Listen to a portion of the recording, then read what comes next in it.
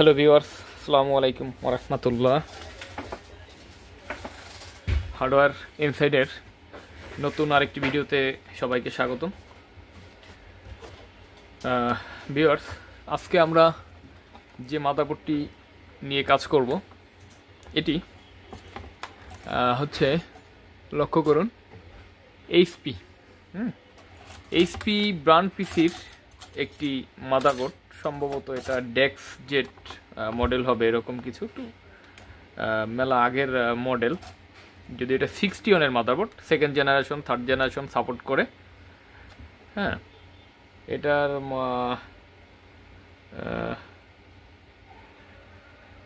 এটা হচ্ছে H পফাই H61।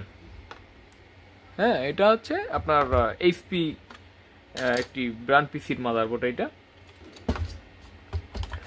তো আমার এখানে ব্র্যান্ড পিসির মাদারবোর্ডের কিন্তু অ্যাভেলেবেল, এর হচ্ছে আপনার এর সার্ভিসটা কিন্তু হয় এখানে। যে কোনো ব্র্যান্ড পিসির মাদারবোর্ড কিন্তু আমরা এখানে রিপেয়ার করি। এটায় যে প্রবলেমটা সেটা totally no power. No power. আমি যদি আপনাদের একটু দেখাই, আপনার ফ্যানের দিকে লক্ষ্য করলেও বুঝতে পারবেন। এবং আমি এই কার্ডটা ব্যবহার করছি, দুইটা কার্ড লাগালাম বোঝার স্বার্থে। তো যদি ওদের একটু দেখাই যে পাওয়ার দিয়ে, দেখেন এখানে এটা কিন্তু স্ট্যান্ড বাই ভোল্টেজটা আসছে, কিন্তু পাওয়ার দিলে এই দেখেন এইখানে একটু, এই যে লাল যে কার্ডটা, লাল যে কার্ডটা দেখবেন, এর এই বাতিটা এলইডিটা শুধুমাত্র এক ক্লিক একটু কোনোরকম জ্বলে বন্ধ হয়ে যায়। একটু আবার দেখেন, এইটার দিকে লক্ষ্য করবেন,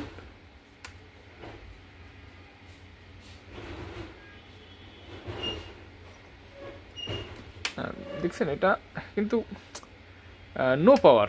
আমি আবার একটু দেখাই, এই যে দেখছেন এটা একটু হালকা একটু ক্লিক করে বন্ধ হয়ে যায়। এখন আমি যদি এইটা এই পাশে হচ্ছে আমি এই 12 ভোল্টের যে প্রসেসরের ভোল্টেজের যে লাইনটা, এটা আমি খুলে দিলাম।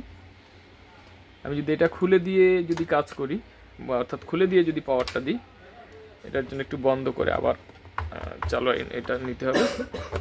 অর্থাৎ যেহেতু এটা শর্ট মনে হচ্ছে, সেক্ষেত্রে এই শর্ট ভোল্টেজটা এটা খুললে সাথে সাথে এই অবস্থায় যদি পাওয়ার দেওয়া থাকে, এটা অন হবে না। কারণ ওই শর্টটার যে ভোল্টেজটা সেটা ক্যাপাসিটারে ধরে রাখছে, সেটা রিমুভ হয়ে গেলে তারপর হচ্ছে এটা আবার এটা খুলে দিলে অন হবে। যাই হোক, আমি 12 ভোল্টের কানেকশনটা খুলে দিলাম। এবার দেখেন, এবার যদি আমি পাওয়ার দিই, দেখবেন যে এটা কিন্তু চলছে। হ্যাঁ, এটা দেখেন, এটা কিন্তু মাদারবোর্ড চলছে। তো একটু দেখেন, কিন্তু চলছে, কিন্তু এটায়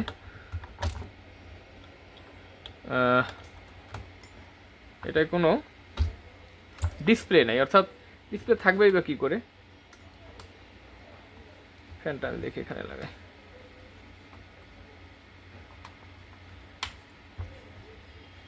অর্থাৎ এর প্রসেসরের কানেকশনটা খোলা, কাজেই এটা চলবে না।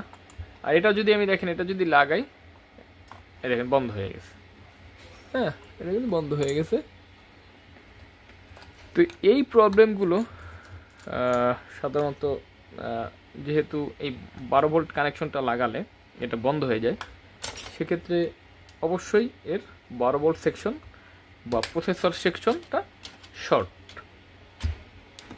তা আমি আপনাদের এই ATX এই প্রসেসর সেকশন শর্টের যে মাদারবোর্ডগুলো আমি আপনাদের বলছি, যে এই ক্ষেত্রে কিন্তু যেটা হয়, যদি কোর আইসি যদি নষ্ট হয়ে যায়, শর্ট হয়ে যদি প্রসেসর আইসি নষ্ট হয়ে যায়, হ্যাঁ, তাহলে কিন্তু প্রসেসরও নষ্ট হয়ে যাবে।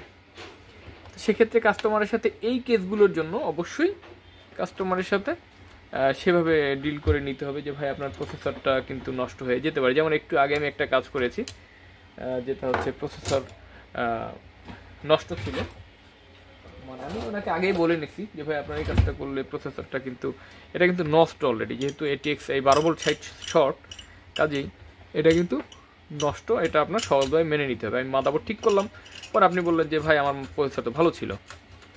যাই হোক, এটা কাস্টমারের সাথে আগে থেকে চুক্তি করে নিলে যেটা হয় যে ঝামেলা হয় না পরবর্তীতে। তো আমরা যেহেতু কাজ করি, আসলে কাস্টমারের সাথে সামান্য বিষয় নিয়ে কোনোভাবেই বিতর্ক হয় এরকম কোনো কাজ করা যাবে না। তো কাজ করার সুবিধার জন্য আমি ফ্যানটা একটু খুলে নিচ্ছি। ব্র্যান্ড পিসির এটার মনে হয় ফ্যানেও সমস্যা, অথবা 12 ভোল্ট সেকশনটা শর্ট, সেক্ষেত্রে এখানে 12 ভোল্ট নাও থাকতে পারে, যার কারণে হয়তো ফ্যান ঘুরছে না। এই শর্টটা গেলে এটা দেখা যায় ফ্যানও ঘুরবে। যাই হোক ভিউয়ার্স, প্রসেসরটাও একটু দেখে নিই যে ভিতরে কোনো ঝামেলা আছে কিনা। ঠিক আছে, সমস্যা নেই, যদিও মেলা একটু কার্বন পড়ছে, ওটা ব্যাপার না। মাদারবোর্ড রিপেয়ার হলে ওটা একটু পরিষ্কার করে দিলে ভালো হবে। তো আপনাদের দেখতে অসুবিধা হয় কি না আমাকে কমেন্ট করে জানাবেন, যে ভাই ভিডিওগুলো যদি কোনো ঝামেলা হয় আমি সমাধান করার চেষ্টা করব। তো আমরা সর্বপ্রথম যেটা দেখব সেটা হচ্ছে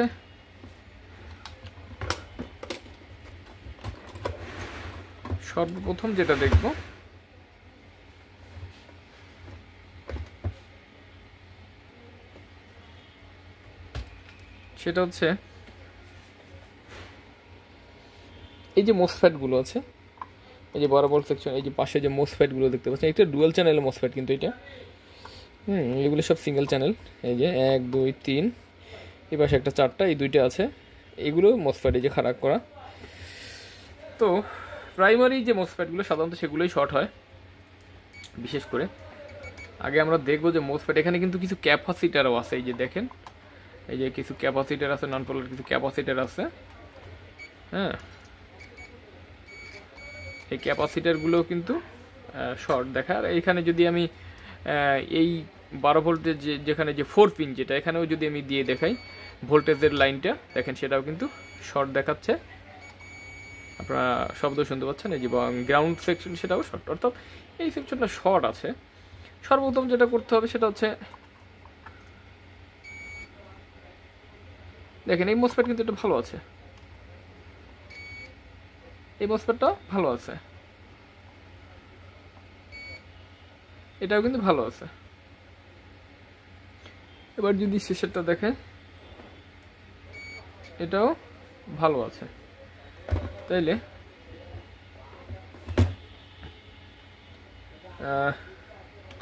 এই পাশের যে মোসফেট 2টা আছে একটু দেখে নি, এগুলো ঠিক আছে, এগুলো ঠিক আছে। এখন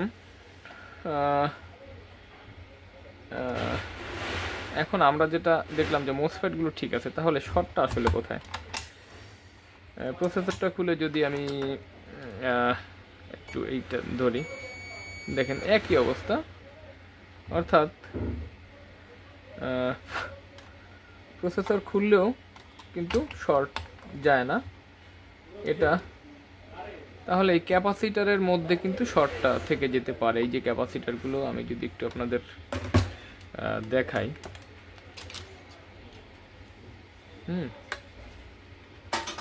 এই যে দেখতে পাচ্ছেন, এই যে ক্যাপাসিটারগুলো, এই ক্যাপাসিটারগুলো কিন্তু শর্ট হয় অনেক সময়, এগুলো কিন্তু শর্ট হয়। এই যে ক্যাপাসিটারগুলো দেখা যাচ্ছে, এগুলো শর্ট হয়। তো আমরা এই ক্যাপাসিটারগুলো একটু খুলে দেখব যে এর প্রবলেমটা এখান থেকে যায় শর্ট কিনা কোনো ক্যাপাসিটার। এর জন্য খোলার জন্য একটু পেস্ট দিয়ে নিচ্ছি বিশেষ করে সবগুলোতে। তাতাল দিয়ে খুলতে পারেন আপনি চাইলে, এগুলো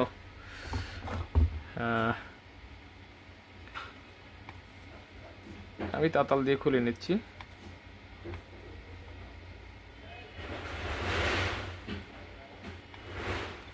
এক মাথা যদি খুলে নিই আমরা, এখান থেকে দুইটা খুললাম,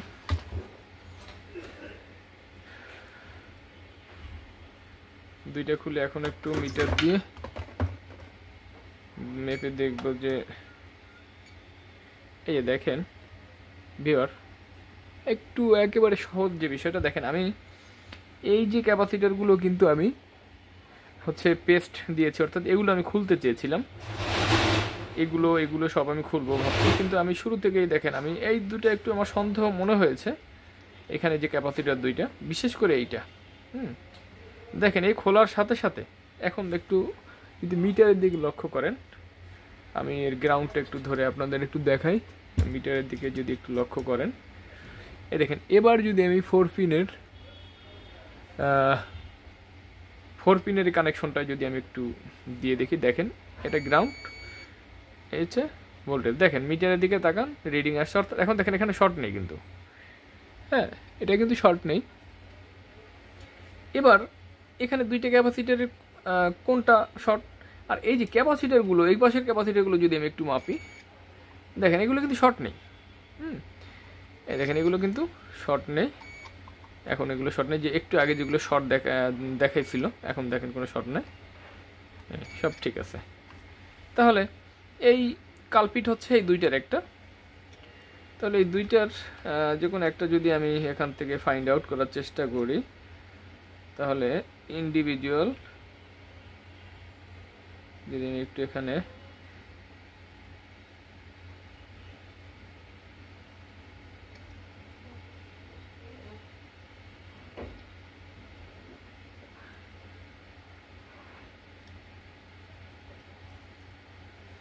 এটা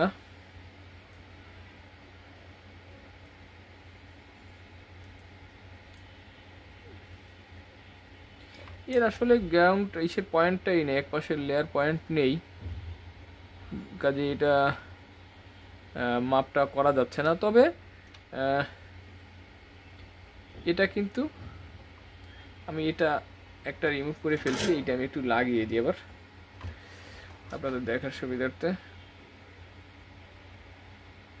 এটা আমি লাগিয়ে দিই, আমি একটা খুলে ফেলছি, অর্থাৎ যেটা আমার সন্দেহ হয়েছে, এগুলো অনেক সময় দেখলে বোঝা যায় যে অনেক সময় এটা ফেটে যায়, ভেঙে যায়, পরে বোঝা যায় যে এটা শর্ট।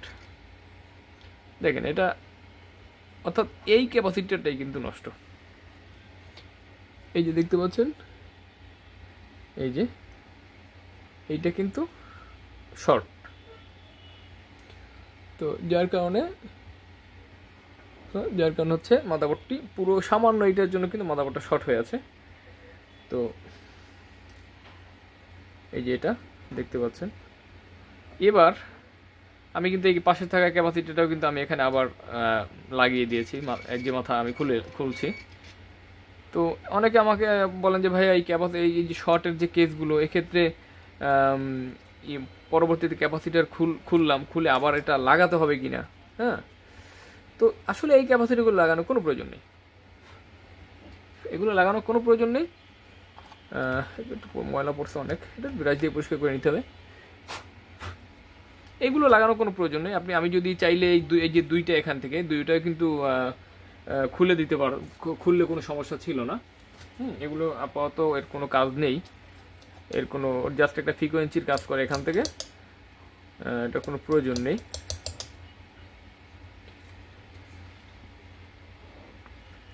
তো ওই জায়গাটা আমি একটু ক্লিন করে দিচ্ছি।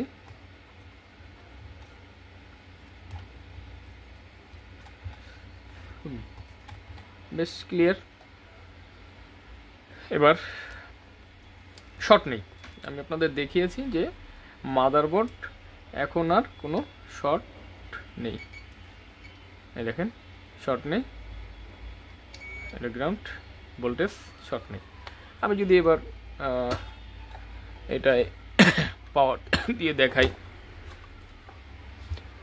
আপনারা লক্ষ্য করবেন, এই দেখেন আমি 12 ভোল্টের কানেকশন কিন্তু এবার লাগিয়েছি। তাহলে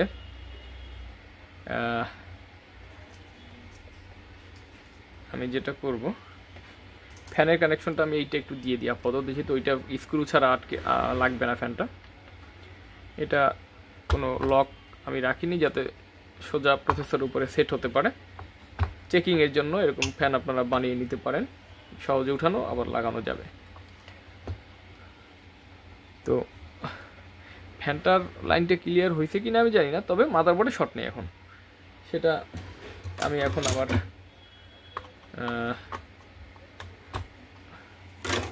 ডিবাগ কার্ডটি সেট করলাম, এটা কাছাকাছি রাখি। আপনারা দেখতে পাচ্ছেন এই ছোটটার এলইডির দিক লক্ষ্য করবেন, এটা দেখবেন যে আসলে এখন কি হয়, এখন দেখে আমি জানি না। বিসমিল্লাহ, স্ট্যান্ড বাই ভোল্টেজটা কিন্তু আসছে।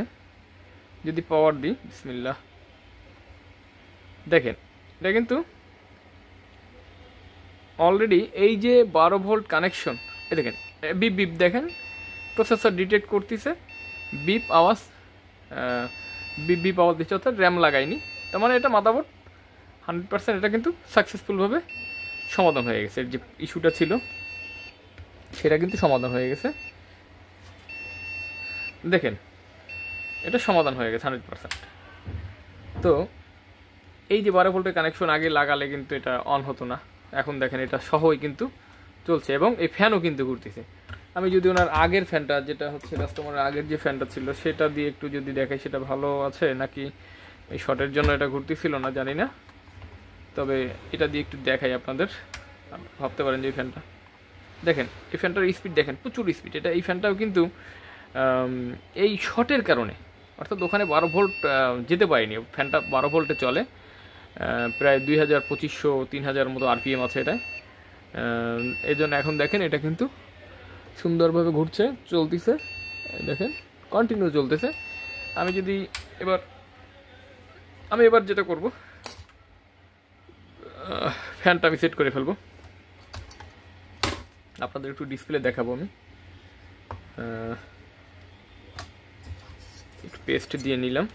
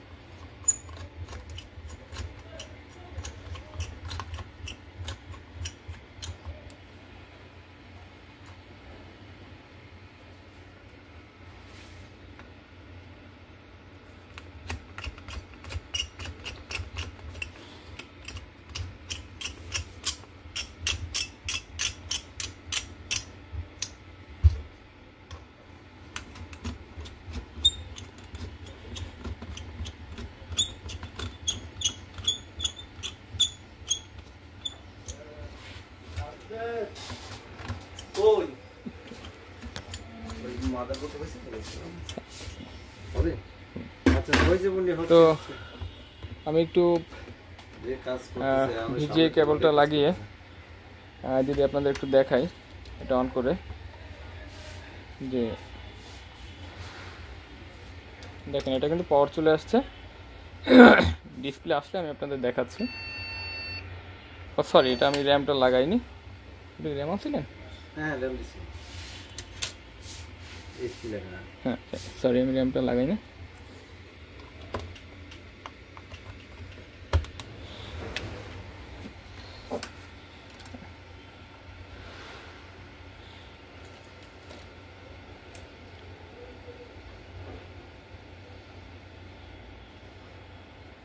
দেখেন এই যে এটা কিন্তু ডিসপ্লে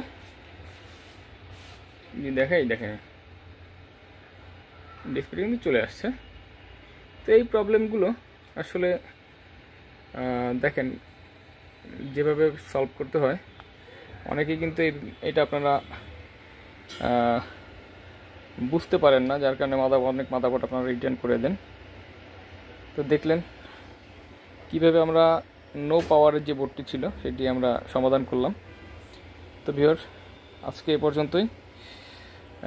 ভিডিওটি ভালো লাগে অবশ্যই লাইক, কমেন্ট, শেয়ার দিয়ে পাশে থাকবেন।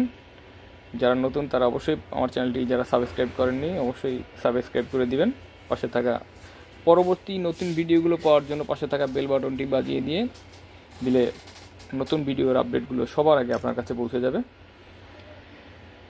হ্যাঁ, আর যারা আমাদের ঠিকানায় মাদারবোর্ড রিপেয়ারের জন্য আমার কাছে পাঠাতে চান, অবশ্যই ডিসক্রিপশনে আমার নাম্বার দেওয়া থাকবে, ঠিকানা দেওয়া থাকবে, পাঠিয়ে দিতে পারেন। তো ভালো থাকবেন, আল্লাহ হাফেজ, আসসালামু আলাইকুম ওয়া রাহমাতুল্লাহি ওয়া বারাকাতুহু।